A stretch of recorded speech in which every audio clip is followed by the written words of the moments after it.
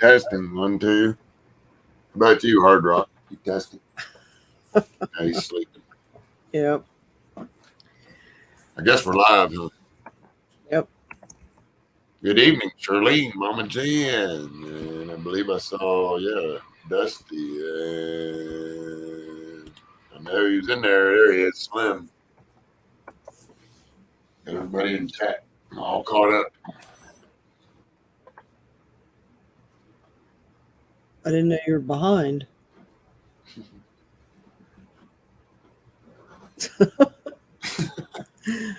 Yeah, Charlene, quick look at your camera before he sprains his thumb. Well, you can't miss it. I mean, Florida's got a beautiful flag. Yes. I always thought that. One of my favorites. So, we made it in here at 10 o'clock. We had a few things to take care of, so we wasn't able to do the J6 restream tonight. But we got everything taken care of. Got me pretty much all ready to head back to camp tomorrow. And we're doing something a little different. As you notice, I don't have my headset on. So we're testing on audio. How's it? Everybody give us a 1 to 5. 1 sounds the best. You got to talk to you now. So they can do you one. Am I supposed to interrupt and be rude? Or Yeah, you can interrupt. It wouldn't be rude. Wait till you make a period instead of a comma. And nobody's typing. Maybe they can't hear us. We got, there we go. There's ones. I see ones. And we got a wonderful box today in the mail. Yes, we did. From Florida. Thank you. Oh, yeah. It was great. Simply Wicked, welcome in. Good to see you. Yeah, we missed you too. Yeah, that's why I was going like this. Look like one of those dance moves. Yeah. What? Did you watch Saturday Night Live again or something? No, it would have been Soul Train.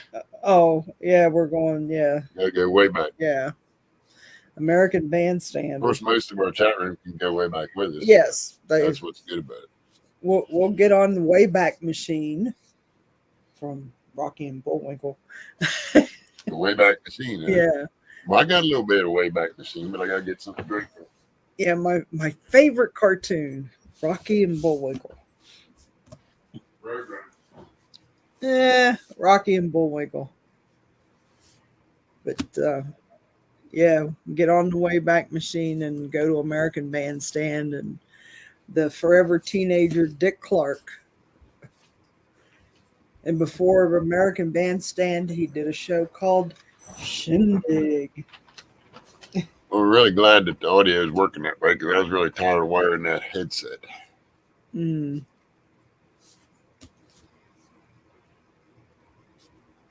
Oh. Okay, that's one of the ones she won from the auction. Okay. It's beautiful. Whoever did the beadwork. Yeah, I remember those at the auction. Yeah, whoever did the loom, bead loom, did beautiful work. Charlene, you talking about the auction they just had not long ago, or one they had back at Bunker Hill? No, the one not too long ago. Probably not too long ago. Yeah, it's Pinky and the Brain. Yeah. I like Pinky and the Brain. That's pretty good humor. But or a cartoon. Yeah, usually you don't see many people that work with the bead looms. Usually you have to go to a powwow out in Oklahoma or somewhere. Lots of flags too. I believe we got South Carolina. Yeah. And Ohio too. Yeah, we had to look up Ohio. Great picks, Charlene. Yeah, that's the Ohio one. I have to say, actually, after you looked it up, I remembered the whole thing with the circle. Well, I had uncles that lived in Ohio, but I never knew what the flag looked like. The one that was aunts and uncles both. Yeah.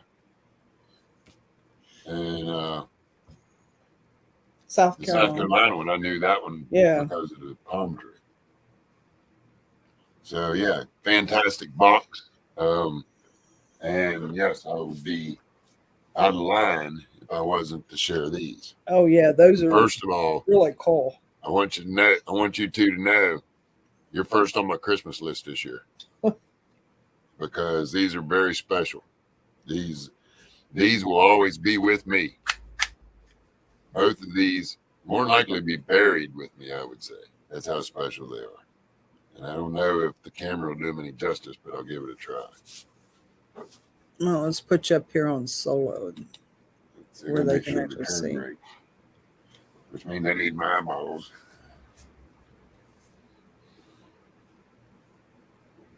Yeah, they got to be turned right, so it makes sense. We have. There we go, right this way.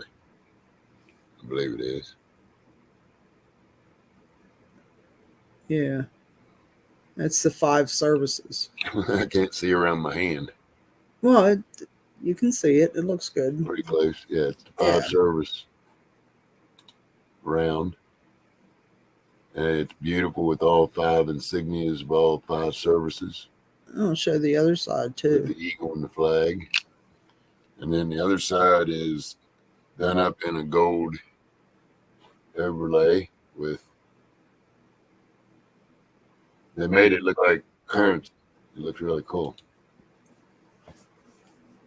So that is very beautiful. And then I got to say this one's my favorite because this one means the most coming from the 2 people it came from.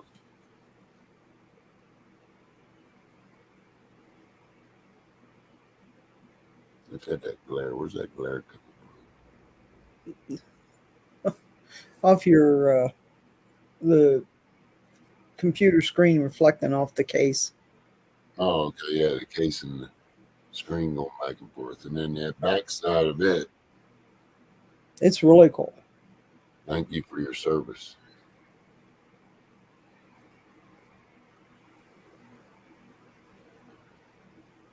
So, yeah, it's been a long time since I got a gift this special.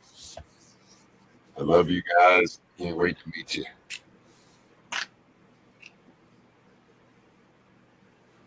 There, all right. Wow. Put those in a safe place. Well, they'll make it to the safe eventually. Yeah, they're it's I'll have to correct you two because they're round. They're called rounds. Coins are, when you say coin, you're talking about currency. So, but yeah, they are very beautiful and they mean the world to me, and I will be keeping them forever. You betcha. Now you're gonna mess up the OCD people. Well, I forgot about that. We're not usually There on. it is. We're not usually in the same place to make where it matters. That's it, Mama Jan. There you go. They're rounds. Yeah. They're worth the same amount in silver.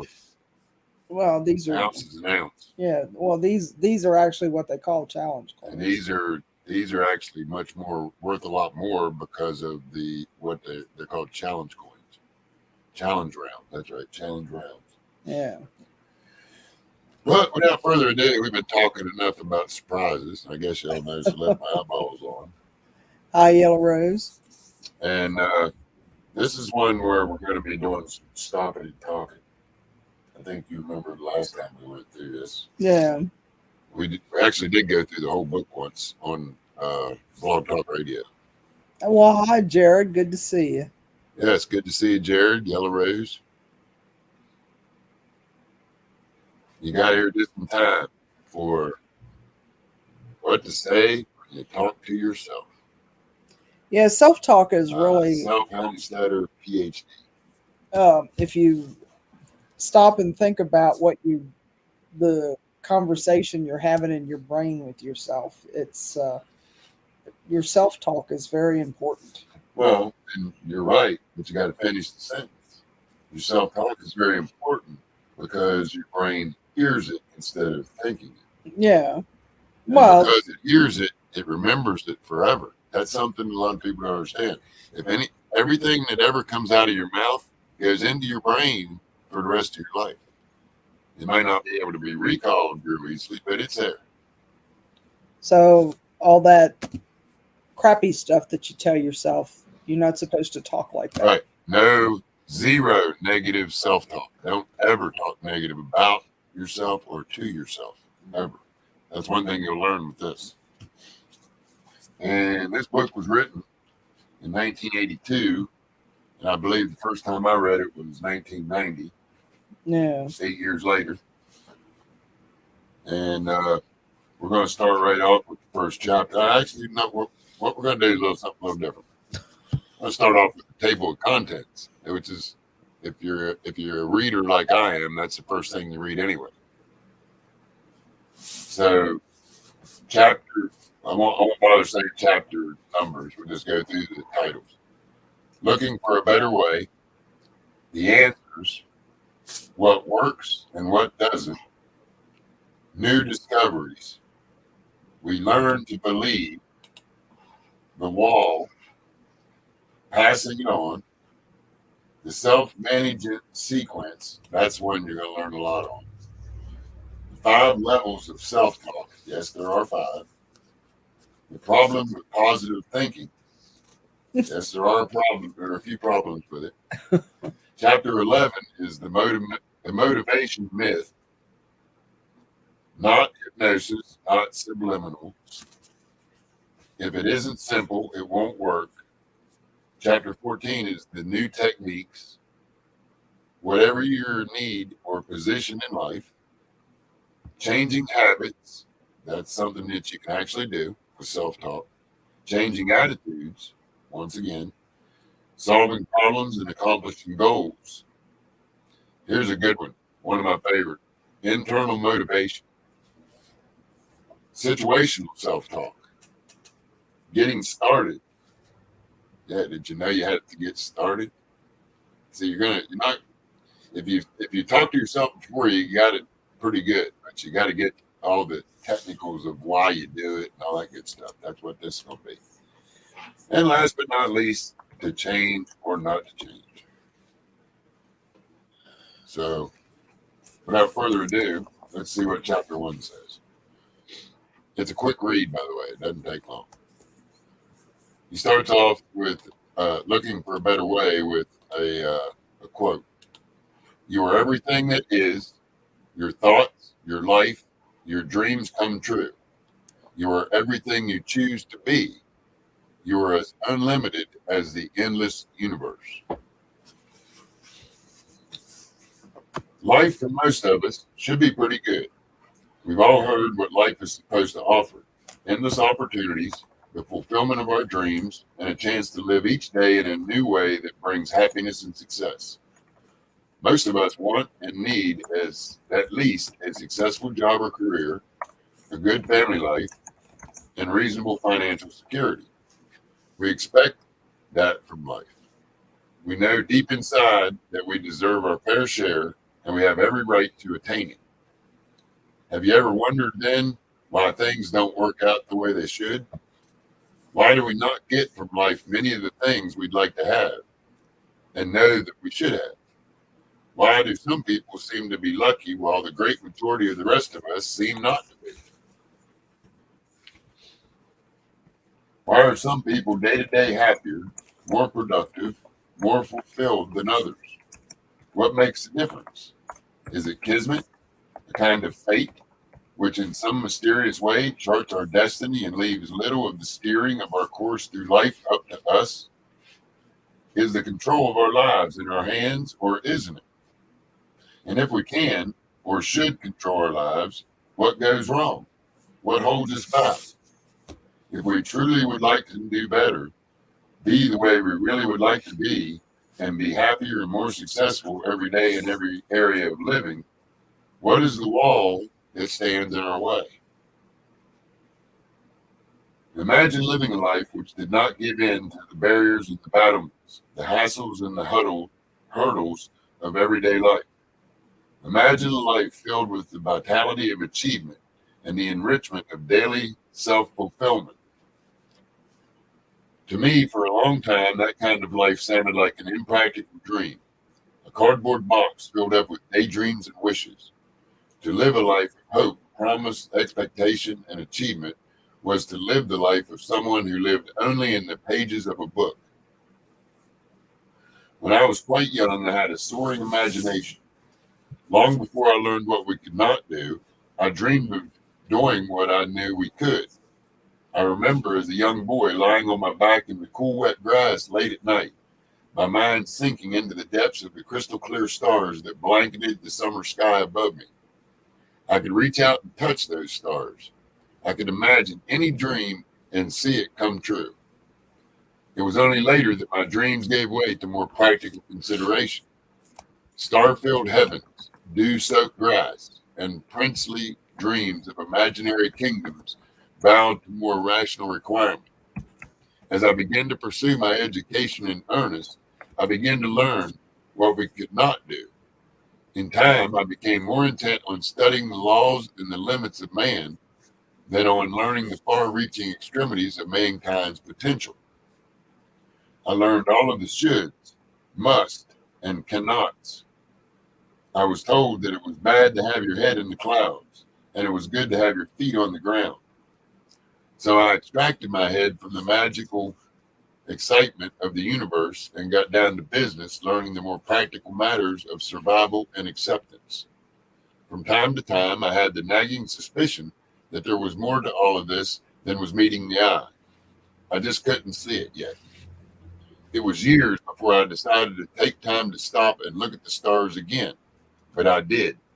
The result of that one small decision changed my direction and my life. By the time I stopped and sank once again upwards into the stars, I had completed a 20-year odyssey, which took me from the back roads of a farmland village to the towering offices of New York's Madison Avenue. From a quiet countryside of wheat fields to the negotiating tables of three-piece suited attorneys and well-groomed marketers. My odyssey took me to snow-covered Midwestern college campuses and the palm-lined streets of Western universities. Somewhere during that time, I began to wonder and dream again, as I had as a young boy years before. What if we could, I wondered, what if we could find what's stopping us and turning it around? What if there is an answer and no one else has looked in the right place? What if any of us at any time could reach up and touch the stars?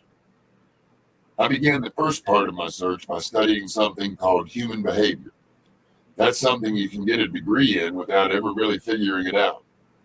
It is also something that older people seem to know more about than younger people. No matter how many educational degrees my professors could profess, I suspected that some of the grayed and silver-haired older people I knew had figured out what human behavior was all about long before we were taught courses in the subject. I next studied something called motivational marketing. That teaches us what makes people do what they do, even when they don't want to do it. When I completed my coursework, it was my final opinion that you can never really get anyone to do anything they don't want to do unless you use force. I decided that in most of the free world, force is called advertising. In time, I found myself walking the hallways of academic psychology. It is a good field and it deserves our attention and respect. A lot of people have lived richer lives because someone who cared took the time to listen. Eventually, I embarked upon a journey of my own. Nowhere in my studies of mathematics, business, religion, or psychology had I found a concrete solution to the question of how the average individual can touch all the stars in his or her heaven and still keep both feet on solid ground. I knew there had to be a better way, something that was obvious, perhaps something that might have been overlooked. I believed that mastering one's future must surely start with managing oneself. And if we could accomplish that, we could manage and master at least a part of what we call life. As I continued to study the inner workings of the human mind, I began to look for the answers, the solutions, which others most certainly must already have found. I found dozens of answers, but I discovered only one solution. Self-talk. That's chapter 1. See, like I said, they're short and sweet chapters. Because chapter 2 is called The Answers. So little bit of back and forth on chapter 1. Okay. Join in the chat too.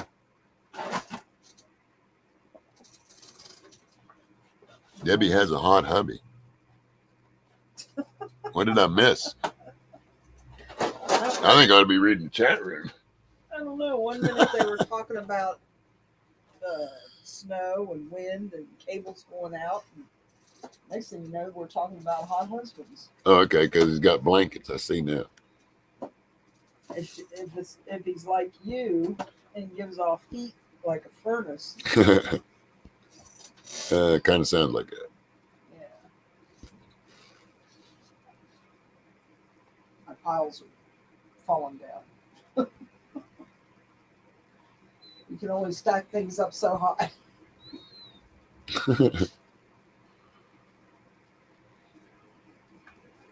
Oh, wow. Everything's shut down. Okay. Now I got reviewed and finished on the chat room. Hi, Julia. Good to see you. Hi, Julia. Hand pink waving. That's funny you called that. I just pulled out my bookmarker. Guess what color it is?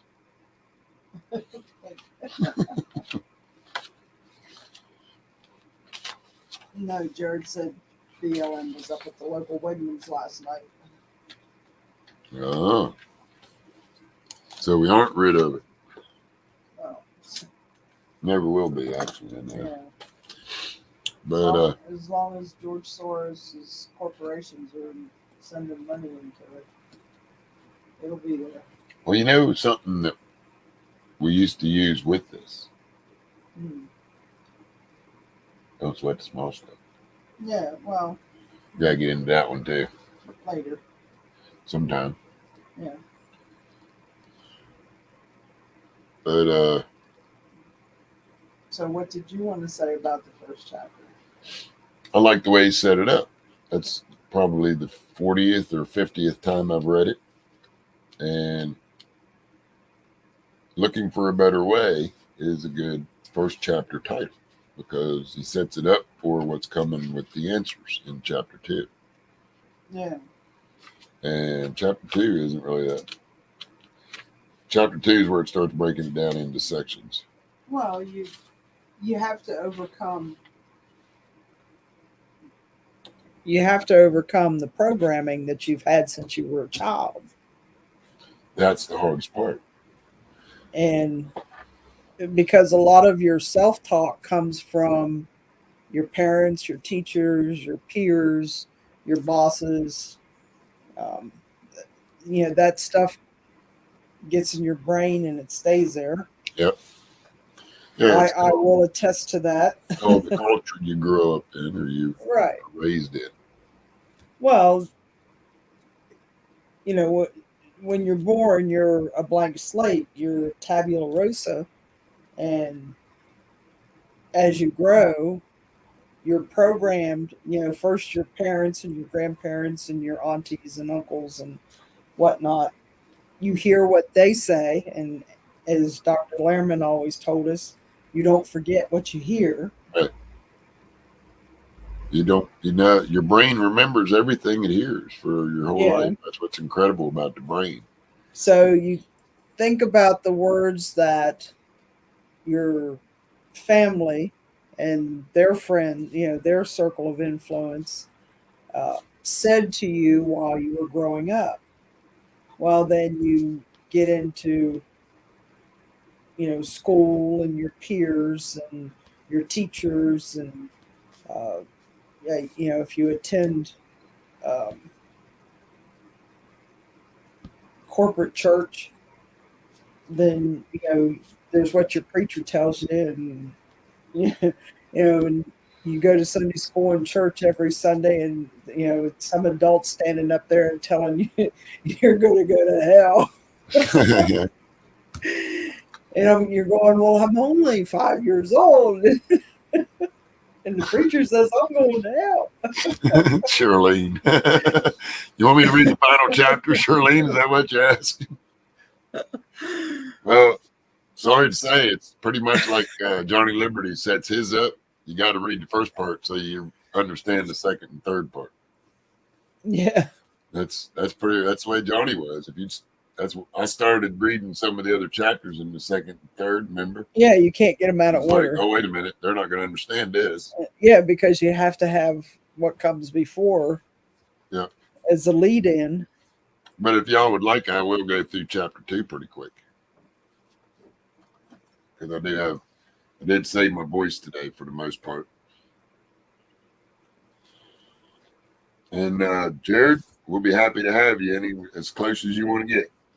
So plan accordingly. And yeah, that's getting way too close to home for that stuff. Chapter 2, the answers. There is always an answer, of course. There are countless self-help answers, which any of us can find in any bookstore.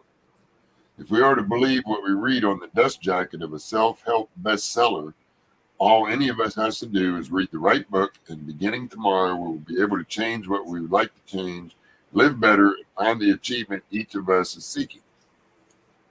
Having spent more than 20 years studying most of the literature of success, I have found a consistent, unfulfilled promise. The promise of our success waiting just around the corner. Well, one of the first books that I remember like that, the whole pop psychology thing was, I'm okay, you're okay. We are okay, and it'll be okay. Yep. I have learned that I can be hypnotized, processed, or reborn, and not just in the religious sense. I know that I can attend seminars which will give me the answer. I can become a goal setter and a true achiever. I can learn to organize my day, set my priorities, and accomplish more than I ever dreamed possible. I can learn to think positively, be more creative, relate to others, and become centered. I have learned that success is mine for the taking. All I have to do is accept my destiny of achievement and greatness. I have read great words of wisdom and been told that I can change anything in my life I choose to change. Mm-hmm.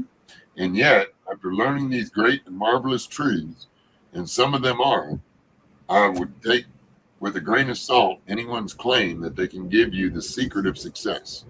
If anyone offers you the moon, don't buy it. As much as I have been a student of success, I've also been a skeptic. For many years, I read and studied and listened, and I wondered, if there were so many keys to success, why aren't they working? Yeah. Why are there shelves full of self-help bestsellers? It seemed to me that if the books were working as they ought to work, we wouldn't keep needing new ones. If there are so many answers to our questions about what to do to make life better, why have so many people failed at making these great ideas work? Or if they work for a time, what makes them stop working? Have you ever attended a pep rally or a meeting in which someone gave a rousing motivational speech? Why didn't it last? Have you ever been inspired to change, to achieve, and then stop? Where did the inspiration go?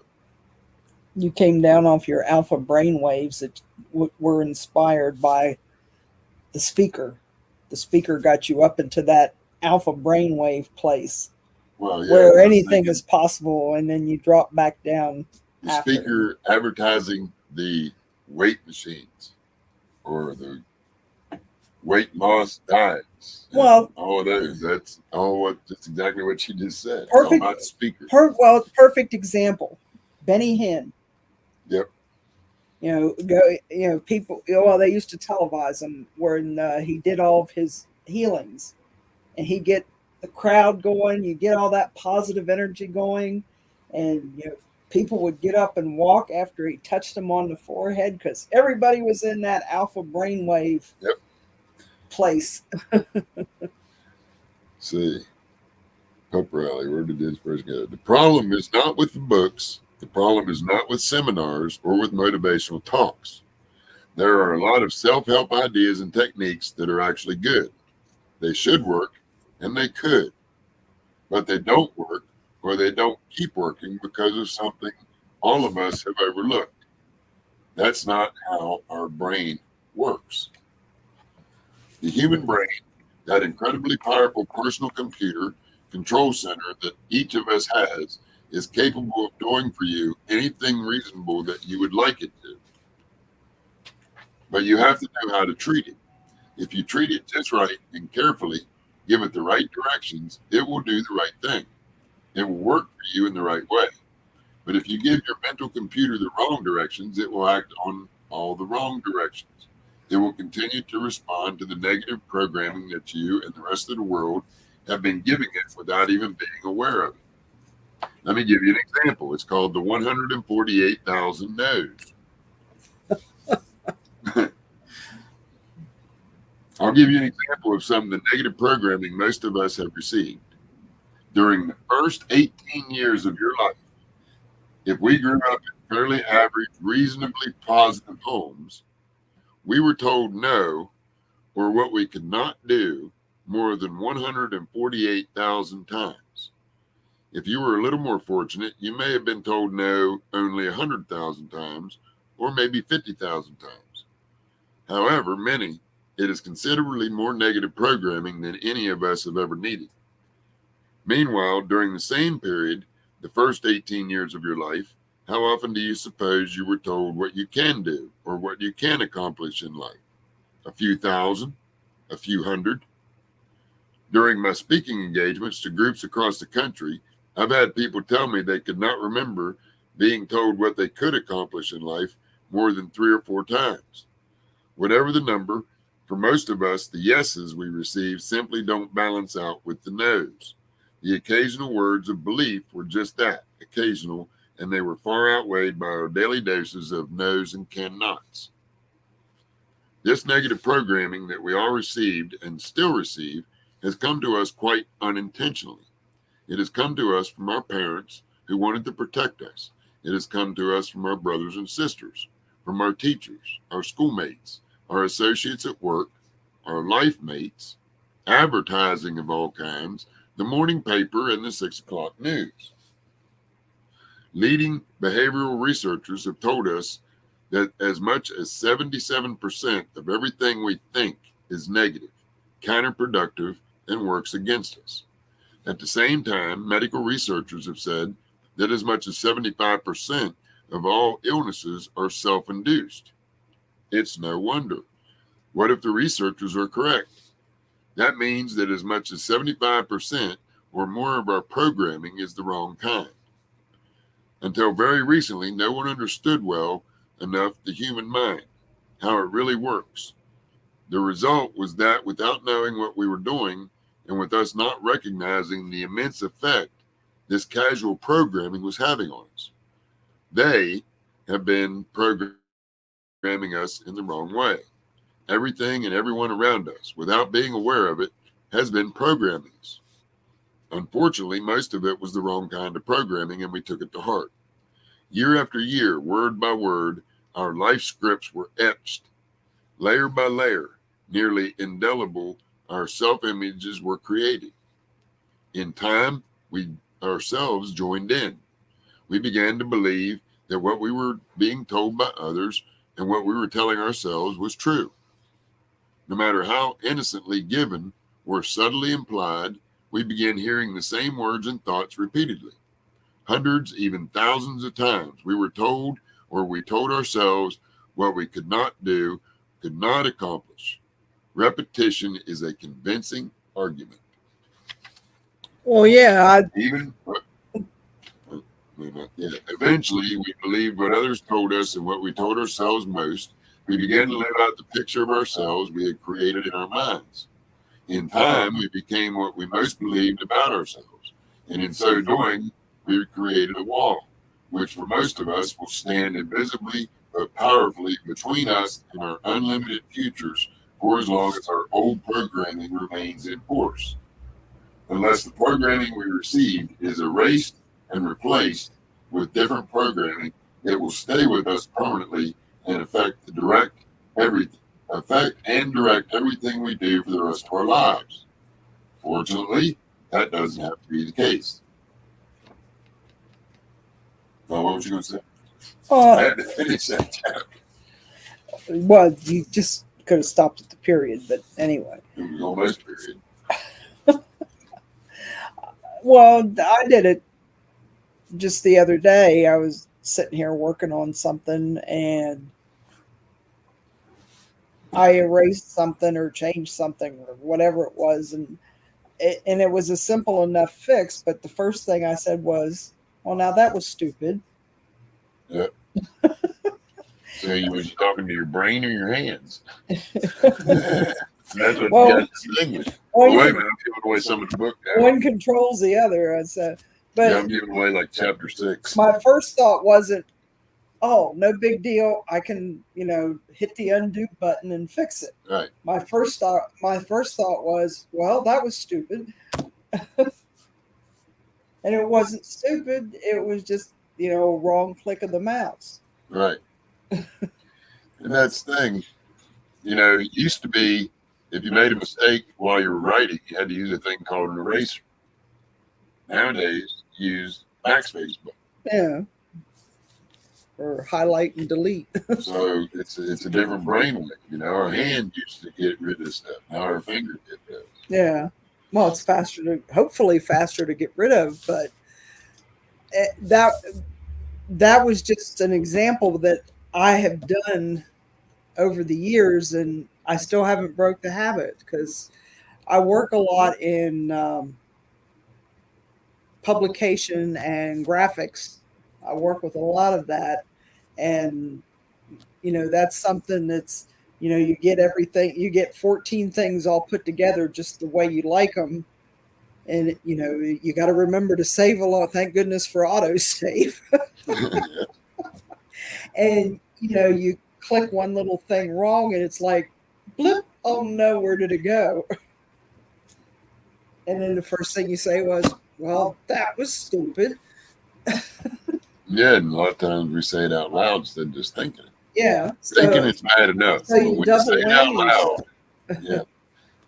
When you say it out loud instead of just thinking it, that's doing damage to your positive brain.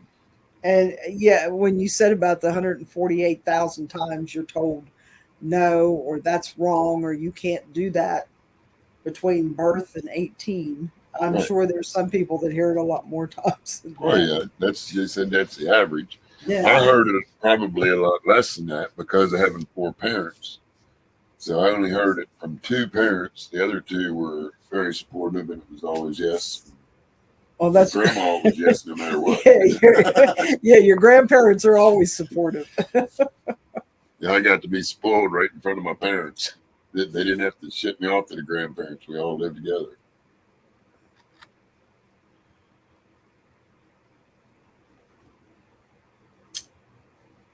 Oh, that was damn, Mama Jan. That'd be scary. Yeah. But yeah, well, fear is what they do now to control everything. Well, fear is what's been used through history um, to control the masses, whether it's religion and the fear of I'm going to go to hell and I'm 5 years old, or Well, but then let's always remember there's a positive side to the word fear. False expectations appearing real. yeah. But when you're a little kid and somebody's telling you, something's going to happen to you because you stole little Johnny's piece of candy. But it's still that. Yeah. It's really weird and messed up because it's a kid, but it's still just what they're being told is usually, it's probably lies or made up stuff. So it still applies. I see you thumbing your book. No, I'm just nervous habit or habit.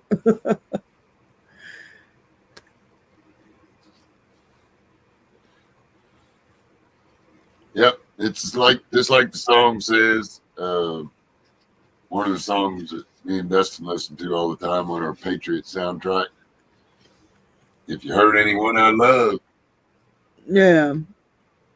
Well, it's one thing. Better pray that I don't wake up. Yeah. Well, it's one thing if you only have yourself to worry about. When you have other loved ones to worry about, it changes everything that goes on. Changes your point of view or your perspective on things. You can say, well, you can stand up and say, personally, I have no fear of anything. But then when you take into consideration how that can affect your family and your friends, then you temper that a little bit. Well, let's take a little deeper.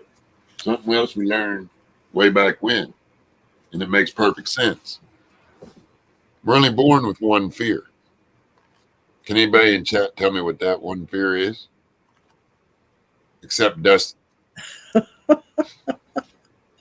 It wasn't that long ago we had this talk. This one fear is all we have when we're born. And it actually has to do with the birthing process. Well, yeah, because it's head first, and that's the And fear it's of not falling. Bubba's problem because he's on his back. I see this. He's doing this. Straight back. No, Jared, that's close. I won't let everybody have to guess. It's the fear of falling. We're all born with the fear of falling because a normal birth is head first. Well, obviously, And wasn't. if you want to test that theory and the fact that nobody is able to ever get over it, no matter how much psychological work you do on your brain, you will never, ever get rid of the fear of falling. And if you want to test it, lean too far back in the chair and then catch yourself. It's that feeling that you're never going to get rid of, the fear of falling. Every other fear is a learned fear, which means it can be unlearned. Well, even in a dream, the fear of falling will wake you up. Yep. I've Or had- dying. They I've- got that one right for dreaming. Yeah. After dying, yeah. When you dream that you're dying or dead, that wakes you up. Now, I don't have any faith in the thing about where if you die in a dream, you die for real. I think that's Hollywood. Yeah. Well, Jared or Dustin, the whole skydiving thing. I question people who jump out of a perfectly good airplane Careful, on purpose, including this one. She's questioned me for 37 years. Well, I always said that.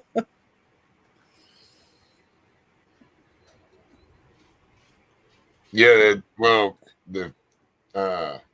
that's the very natural way of testing it is we all get the same experience if you're just casually leaning back, got your chair up on two legs, lean back, and then you have to tip a little too far. It's that feeling you get as you're going back and catch yourself.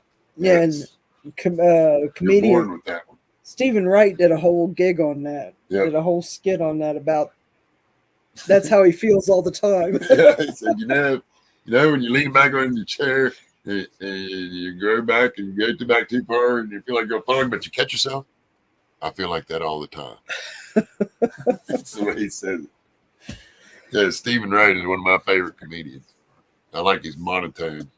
Well, he's got a very dry sense of humor, which Yeah.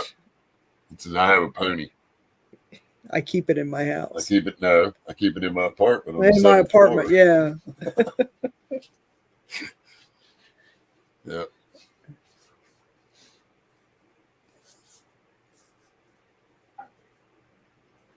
Look from here, rappelling. Yeah, I really like rappelling.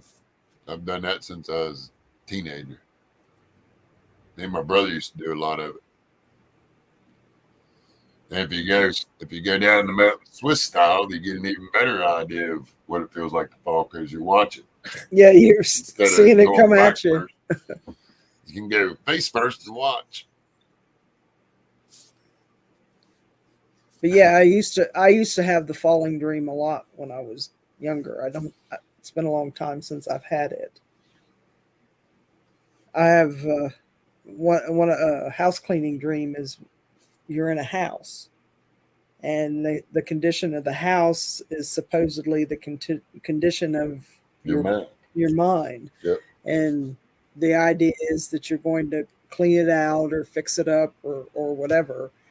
But You know what you're doing. I actually had it about a week ago.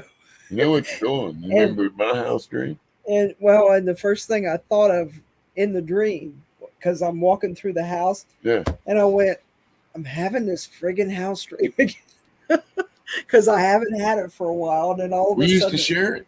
I Remember the know. longhouse? Well, not well. Mine? Yeah, yours was a longhouse. It's the longhouse, and like I just kept walking. And farther I went, the darker it got, the weirder it got. No, mine's just People were there and then they weren't. yeah. Well, I have the people were there and then they weren't, but mine's just usually a regular house, and this is a bit. You turn left and go through this door, and it takes you. Yeah, see, that's where we were different because mine was just like a dormitory type thing. And it was it borderline there. We were trucking when I was having it. And it kept I was having it once or twice a week. It's weird. And then all of a sudden it went away. That was it. Yeah, it goes away for a Must while have and then learned the lesson. it comes back once in a while. But we have a lot of self-help books. We've collected a bunch of different ones over the years. If you've never heard of it, there's a series called It's All Small Stuff, or Don't Sweat the Small Stuff, and It's All Small Stuff. Yeah, I mean, they have one that's don't sweat the money or the financials and all kinds of. I'll pull it out there. Let me give an example one up there, just a little short bit. Yeah. You can find one of them. Oh, I had it out. The original with money one should be there. We got a bookshelf covered up with flags. And rocks. Honking, jumping. Yeah.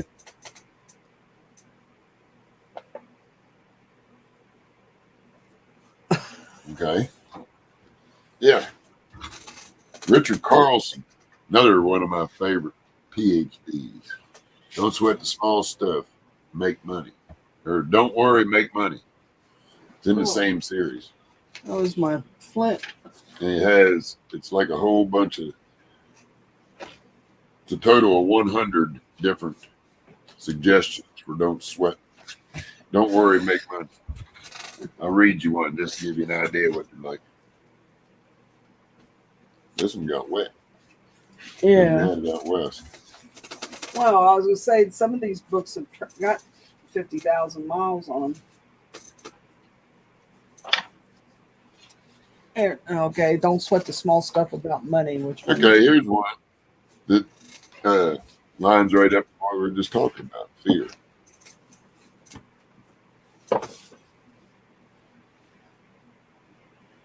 Yeah, this goes right along with Chad's book. Number 35, let go of fearful thoughts. Remember, this has to do with money.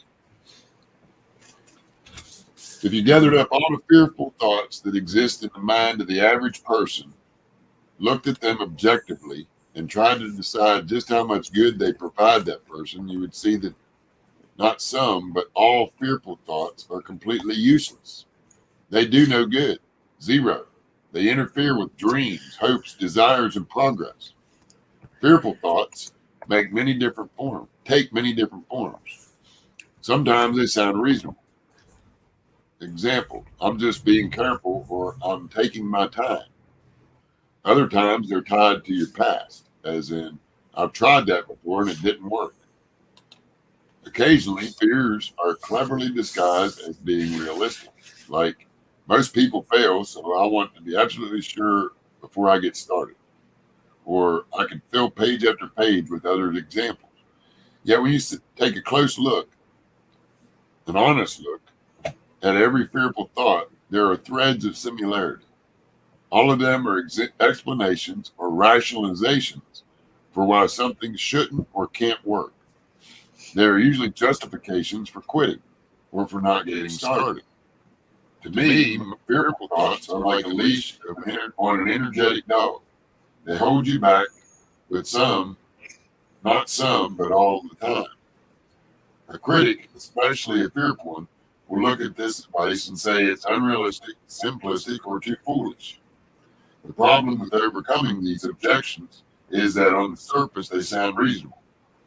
Let me assure you that I'm not suggesting you ignore the facts and take unnecessary or foolish risks, nor am I suggesting you should attempt things you're not totally qualified for. For example, if your dream is to play basketball in the NBA and you're 45 years old, overweight, and 5'6" tall, forget it. You're not going to make it. What I'm talking about here are the fears that clearly and directly interfere with your dreams. The fear of rejection, the fear of failure. Thoughts like, what will everyone think of me? Or I might look foolish. Or I don't think I can do this. Or I don't have the time or the experience. Or the confidence or the budget. These common, ongoing fearful thoughts are the dream snatches of our own making. For example, I know a person who was working as an independent salesperson. Her goal was to double her income. Her rational fear played itself out like this, and I quote, I can't call people on the weekends because I might offend them or take away from their family time. The truth, of course, was that she was frightened to make calls. So for years and years, she didn't make calls, and she always fell short of her goals. Then one day, she decided to simply drop her fear and pick up the phone and start dialing. Because more of her clients were home and tended to be more relaxed on the weekends, she discovered it was the best possible time to call. Once she dropped her fear, it was easy. Her income didn't double, it tripled. At the risk of being oversimplistic, let me suggest you try something that could change your life.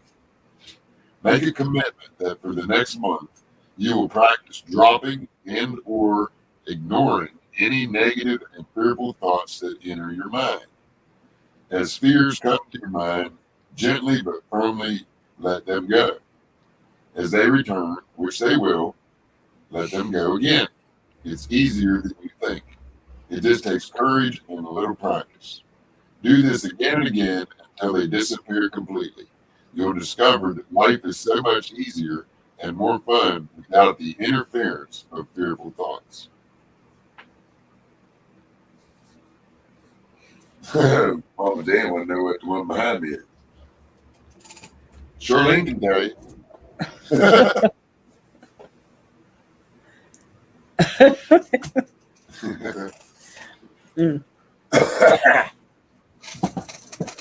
Yeah, this is beautiful. One of my favorites as far as state flags because of how pretty it is. That big seal in the middle of it. The great seal of the state of Florida. In God we trust. I'll get out of the way so you can see it.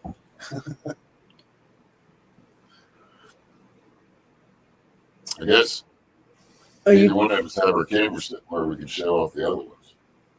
Take care of yourself, Jared, and you rest up. Take care of yourself. Okay, Jared. Thanks for being here, taking time to be here. I know it takes a lot out of you. Let's see. You gotta do what you got to do, brother. We'll be here. We'll be back.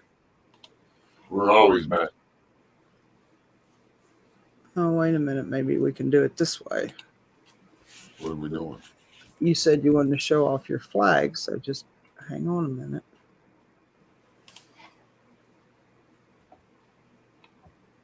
Oh, of course. When I wanted to try that, something went wrong. She's trying something. Look out. Hang on. No, Facebook isn't cooperating. Oh. Ah, there we go. Oh, I can probably do like this. Just a minute. What are we doing? I'm sending myself an invitation. How's that have to do with showing the flags on? Wow.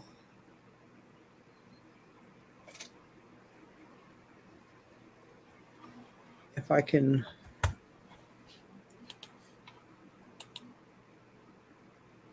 Let's see. You didn't take any pictures yet. No, I haven't taken What are you any. gonna do? Use your camera, your phone Yeah. a remote. Yeah. Love you too, brother. You betcha. 2/4/.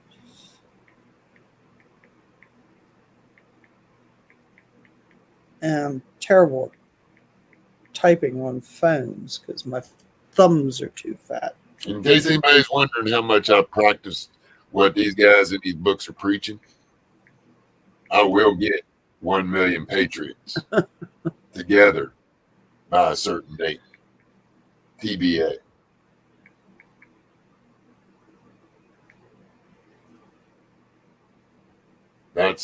I don't have any clue why anybody would waste any time on negative thoughts. The only time I have negative thoughts is if I'm mad about something.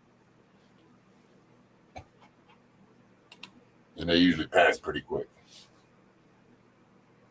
Usually. Okay, get your flags ready. Okay. I gotta turn the light on.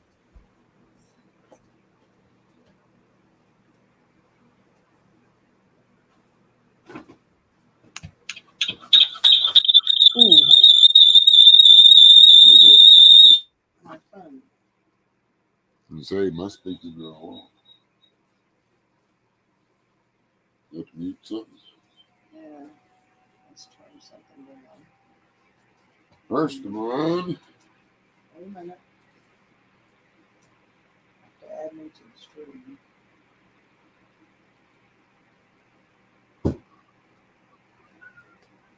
add to the stream. Yeah.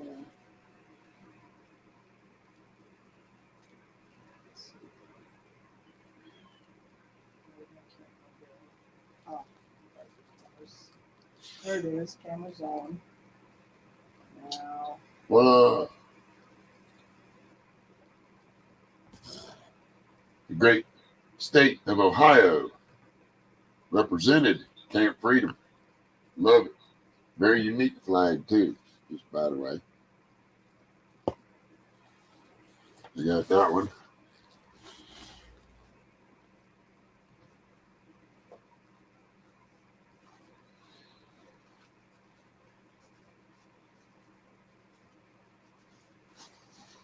See, I know what most of these look like from driving a truck all these years.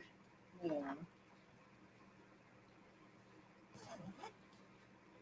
South Carolina. Beautiful flag. I love the blue. It's that Patriot blue. Yeah.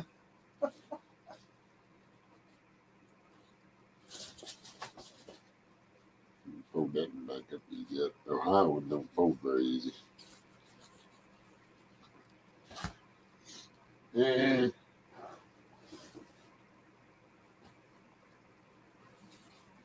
this is my favorite because of how heavy it is. It's an Anley. Anley flags, heavy duty.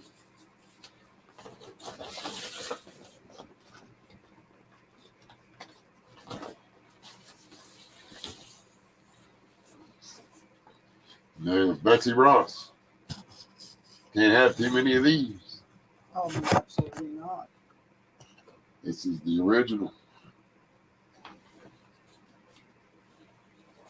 These will all be displayed with pride and honor to the people that donated, for sure. Charlene and I might steal that Slim. one. Huh? I might steal that one from me. What, Betsy Ross? Yeah. And then I won't unfold it because it's one of the silky ones. But this is the one, same as we have. I usually have up behind me, the We the People flag. You can see. Oh, good. Gotta refold all the silk anyways.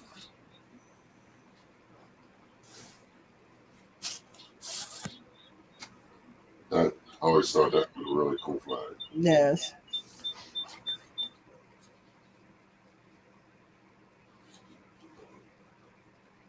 Yeah, you fold the silk and then lay them down and then unfold by herself. And you just go.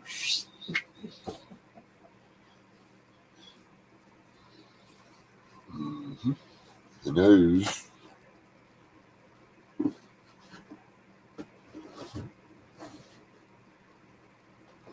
Got freezer bags too. Mama Jane. No, Shirley. Shirlene. I know Shirlene's in. I was just talking to Mama Jane there for a second too. Freezer bags. Ziploc. Good for everything. Everything. They're Including like salad. They're like duck seeds. That's what Bill calls it, salad. I think that's a pretty good way to talk discreetly. Yeah, this Ohio flag, it's a trip truck flag fold because of that way it shakes. Yeah. More down.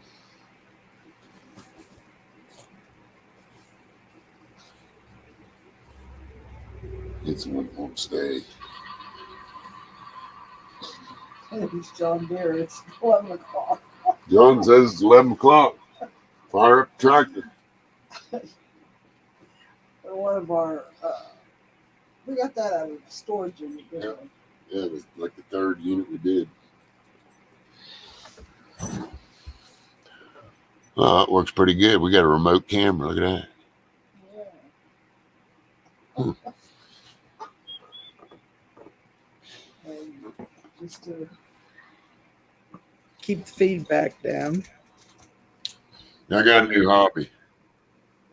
Got my granddad's pipe. Well, see, now in another storage unit, we have 2 clay pipes from Ireland. Yep. That you could use it instead of those, except I really like this one. I just got this one. No Meemaw's Homestead. Good Sure to see would. you. We don't have an Indiana flag yet. Yeah, me Mo's that'd be good. Indiana's on the list. How's your website and everything coming? You getting that all going, all up and running?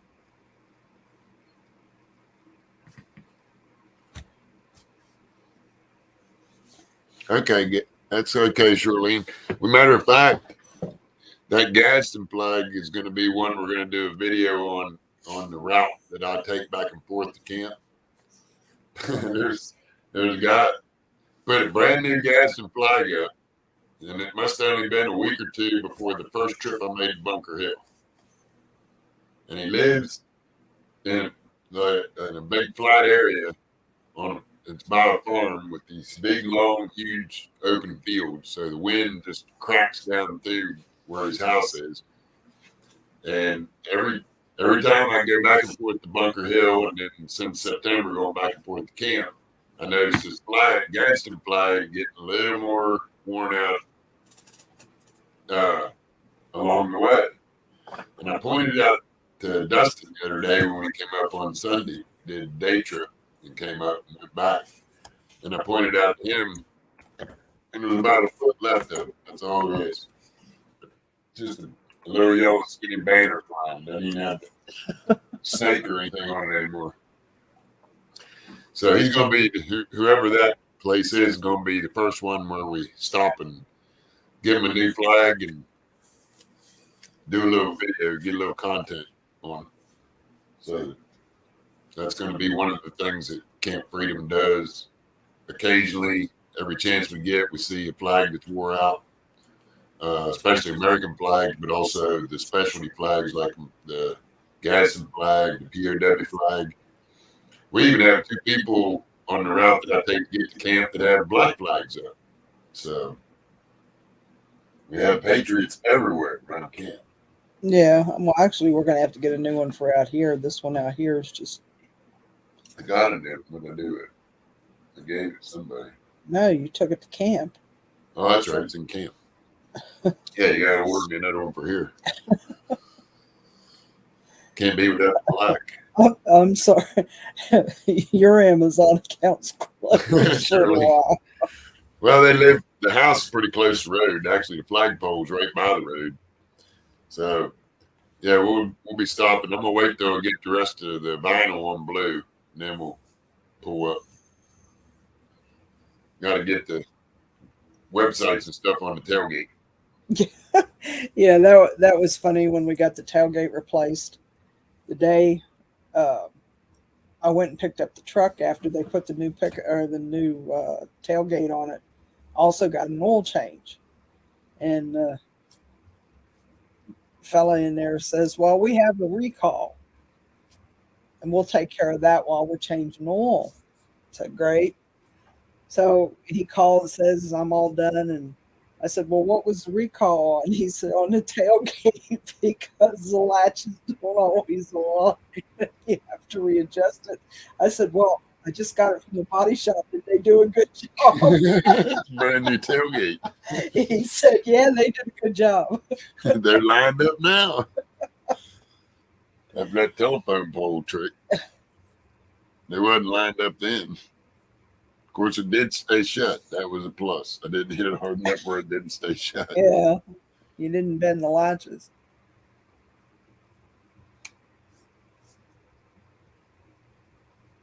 What we doing?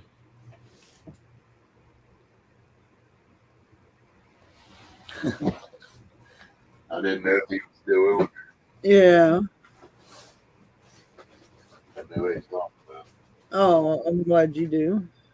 Oh, You mean this, Dustin? we didn't open that one, so.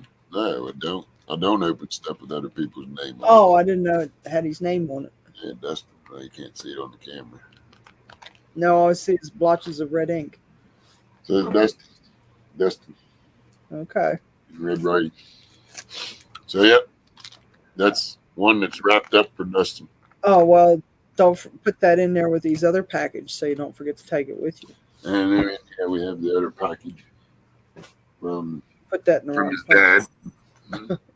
You should have put it with the other one instead of putting it back in the Man, box. that whole pile's got to be sorted through.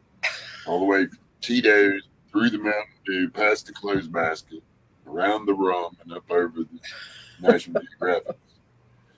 And let's not forget the Afghans. Speaking of which, The you got your little remote thing going there. Who'd like to buy an Afghan? Support Camp Freedom. We got some pretty ones. well, actually, the one that's on top, it's kind of wore, but the one in the trash Or bag, is it carrot? the one in the trash bag, it looks like it's been stored. Yep. It's got a shell pattern. Yeah, we got. There's. They're not real big. The one's big, isn't it? Yeah, the one in the trash bag is. Yeah. The one is a pillow. It looks like a pillow sham.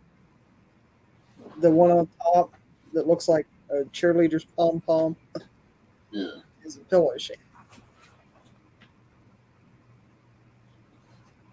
I thought. No,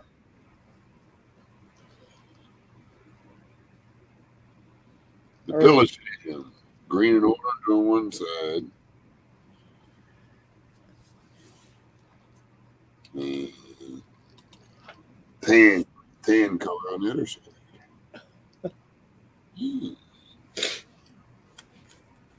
I can't do it when women on the cuties. So I think my fingernails paint tonight. I know that done stuff I'm not painting them. Might need your camera for this one. let's see if I can get back in here. I like this. It's heavy. But it's, I think, a crib blanket. Yeah, Size of probably. a crib.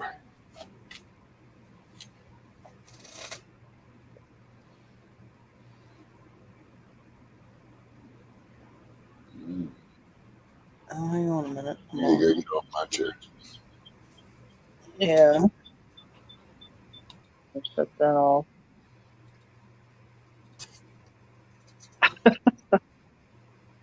It's pretty. Yeah, I'd say that'd be a crib There's some Afghan. little stains on it. Well, it needs washed. Just needs washed, but it's a real nice tight weave. Yeah, it's a double crochet. Double knot, double knit. Yeah. I like the color of this one, almost like mine. Yeah, that one's been loved. This one's got a little wear and tear on it. But It's been well loved.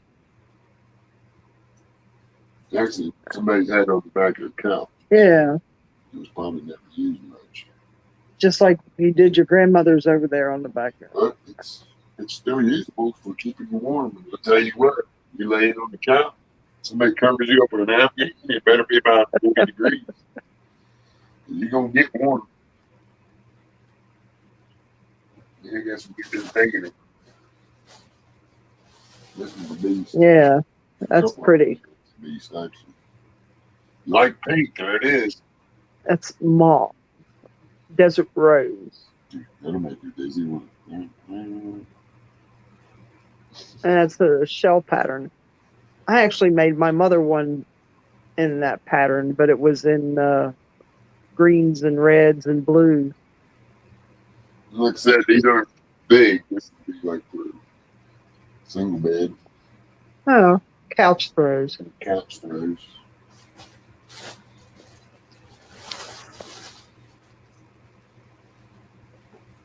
I like this Yeah, that's pretty.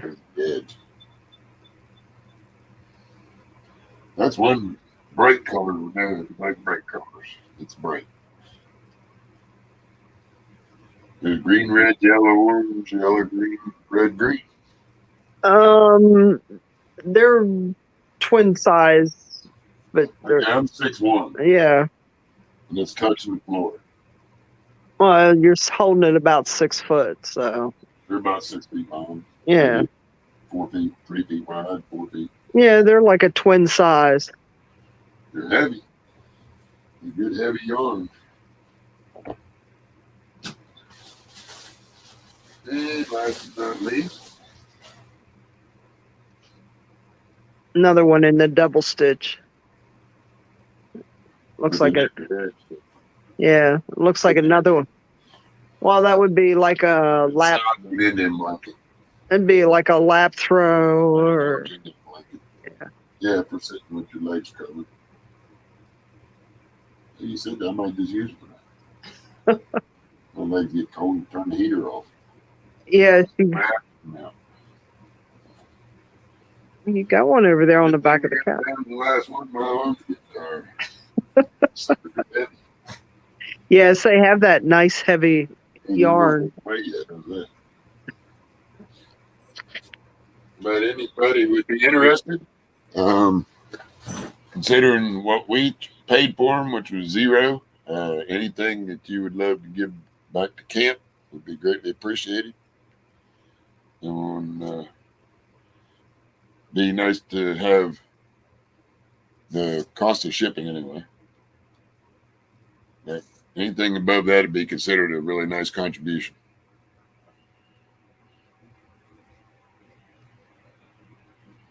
Yeah, Mama Jan, that's where they came from. One of them, we had 2 units down there that we put together. It was out of the one with all the old stuff. And then we got, see if I can uncover. Yeah, all these all stacked up real nice.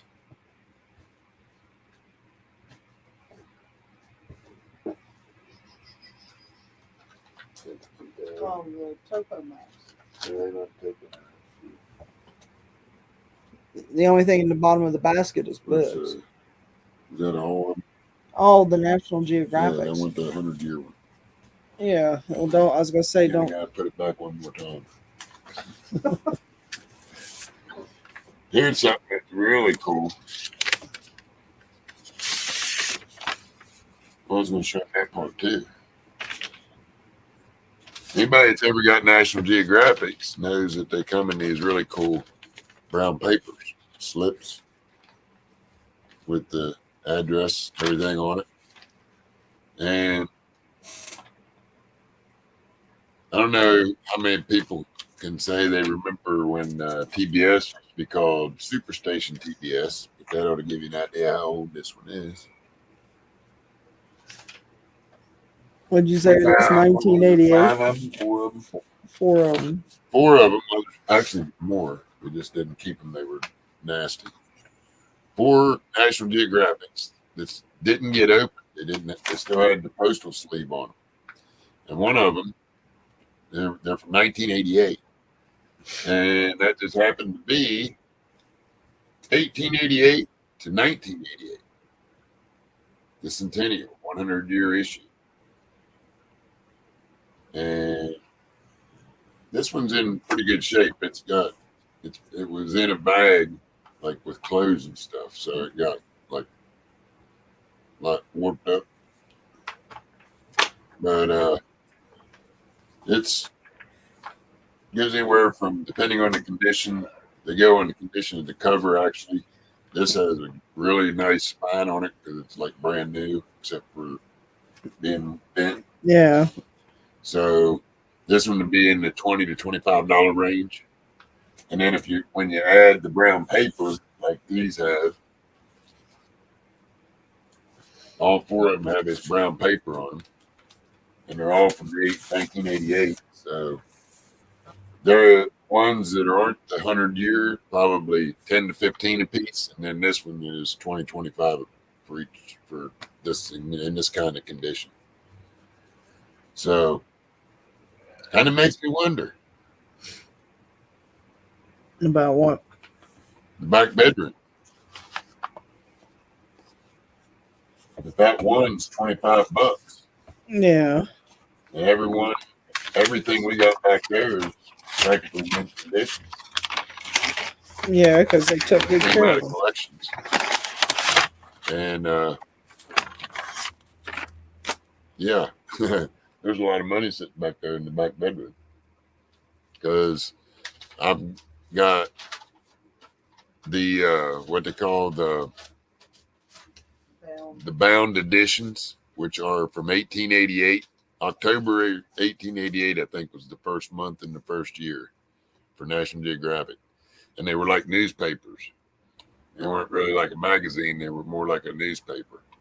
And they took all of those and put them in these bound editions and made photocopies and put them in these hardcover books, a really nice set of books. And they're very expensive. And I think that goes from 1888 up to 1908.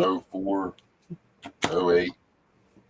I think it's 08. 08, I think is what it goes from 1888 to 1908, I think it is, in the bound editions. So you can just sit and open the book and look through to see what was in those really old National Geographics. Yeah, I remember. I remember Shirley. Looking forward to seeing it. You can have mine if you want it. I'll even help you load it. You need a U-Haul trailer. Just gonna have to bring a big truck. We had it. We brought it home in the half ton and the nitro. That one collection we I bought. was gonna say there's 3 collections on it. Yeah. Yeah, the one of them was almost a full set, Yeah. and we already had over 3/4 of a full set, and then I got a collection that was almost another full set. So we have a lot of extra With doubles doubles and and triples. triples. Yeah, the 70s were really cool. I remember looking through those as kids, Shirley. Well, your mom and dad used to get them. Yeah, they got them. I remember brown paper, waiting on brown paper to show up every month. And Bobby got it. Yeah. Because when they cleaned out his room after he died, they found like a bunch like this and never been opened. They never took the paper off. Yeah. So, You about ready to call this a This, show? yeah, Okay. I wasn't all the way through. Okay, go ahead. We made it up in 1908. Yeah. I know I'm long-winded. I like telling stories. But, oh yeah, I know. The photographs, if you got the ones that have the maps like this, the one that we opened had the map with Mount Everest and then showed that Yeah. it was like a big wall Well, size it was a map. computer generated image of it from like 1988, which they were doing on Commodores or the Yeah, but computers it's a computer generator going, okay, that's like them ones that, or the computers with the vacuum tubes and the well, the reels. big ones that take up a whole room and have the big reels spinning on them. That's what I pictured back in 88. And hi, Sean, it's good to see you. Well, we did some reading out of a book called What to Say When You Talk to Yourself. And I couldn't get this dude to come off any Johnny tonight. So we basically been chit-chatting and talking about stuff, showing off some Afghans we got. Box this we got is- from Shirley. Hey, we can The actually box we got from Charlene, yeah. we can right. actually leave this one up on YouTube. Yeah, there won't be anything wrong with this. You can watch this one on YouTube later. because it's what the saving doctors got. Yeah. It's not Johnny Liberty. You, Commie Tube hates liberty. They hate freedom too. You can tell. Good to see you there, Sean.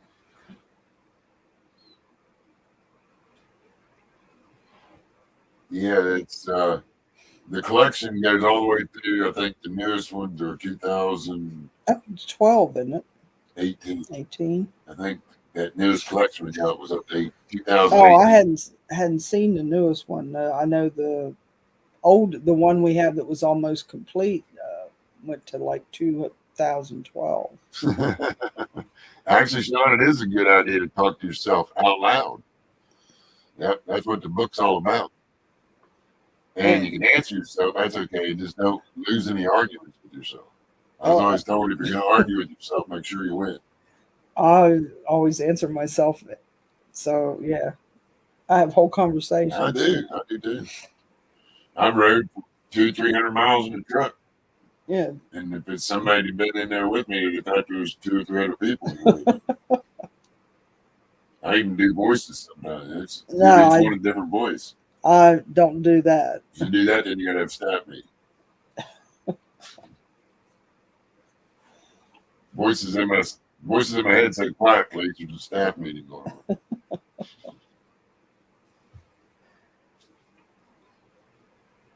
Yep, us too, Charlene. We're about to cut it, so you're not gonna miss much. But we appreciate everybody that stopped by this evening. And Sean, you will be able to hear the whole thing on YouTube. Normally, we have to send people over to Rumble or Twitch or Odyssey or Facebook. Yeah. But this one will stay up in the public view on YouTube. That's well, that's a good news. That too. Yeah. You're going to study law school. You're going to law school, boy. Why? Because you like to argue. No, you just like to hear the sound of your own voice. I don't really care much for that. Good night. That headset. Yeah. But yeah, we appreciate everybody stopping by and supporting us, and thank you very much. And as usual, all the links are down in the description. So if you have any questions about any of those, just use contact page and get a hold of us. Yep. And not sure what we're doing tomorrow yet, because it's not tomorrow yet. Right. So be blessed. Oh, you did go to law school. I worked for a lawyer once, twice. I've had to hire a couple. Does that count? We won't go there. That's for another night. But everybody take care and be safe, be careful, be blessed. More later. There you go. Constitution law. You rock, Sean. That's right. That's right. More later. Love you. Bye. Love you. Bye.